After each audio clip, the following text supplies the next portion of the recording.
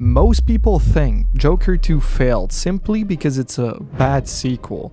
But if you look closely at what the film is actually doing, visually, structurally, and thematically, that explanation doesn't really hold up. Because the real reason people rejected that movie is far more unsettling and biased towards the first movie. Joker was indeed something else. Folie Deux chose to break the rules made by the first movie. It decided to shift towards something else, something different, something far more uncomfortable for viewers. And let's be honest, viewers probably weren't ready for that.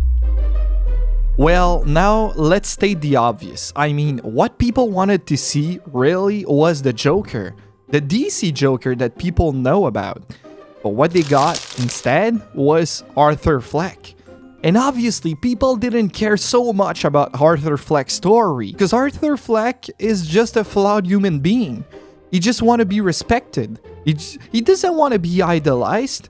And that's what you see in that movie, in this movie, when Quinn asked him to become this Joker and become that person. He chose not to. He chose to just tell his story and move on with his life, just be himself.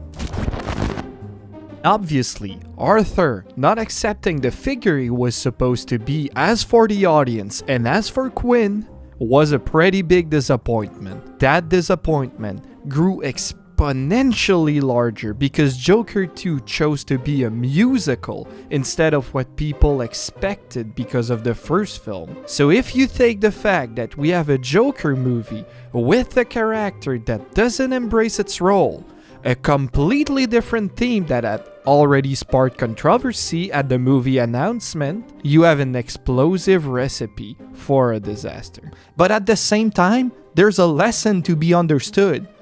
A lesson to be learned. Clearly, if you idolize somebody, maybe he's not even that.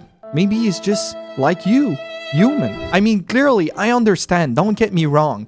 If you're looking to get the Joker and instead you have Arthur Fleck, which is not even the Joker, and the movie is called The Joker, I get it's a problem. But at the same time, the point of the movie was don't idolize people. And that's exactly what people did with the first movie.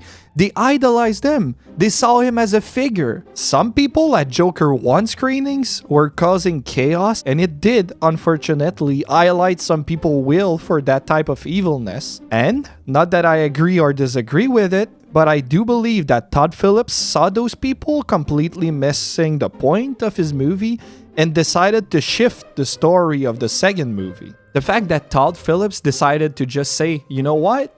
The guy that you idolize so much that is supposed to be this big revolution figure, he's not even that. He's just a simple human. And I mean, even if you don't like this movie, I think you kind of have to respect that point. Joker 2 was clearly, and let's be real here, a big fuck you to everyone that idolized the Joker in the first film. But creatively, it was a huge success in my opinion. This movie finds a way to explore dark subjects, and that even through a musical background. And the scenes using cartoons to explain the narrative were so well done and funny. Visually, this film is amazing. It finds the perfect balance between a musical, kind of surreal colors, and a dark mood. And I mean, to be fair, I think Joker 2 was flawed in some ways, but the main point was clearly missed by people. When I'm talking about a shift, I'm talking about the fact that they're shifting towards a more human perspective on Arthur Fleck. The first one was very dark, but at the same time, it kind of tried to idolize them.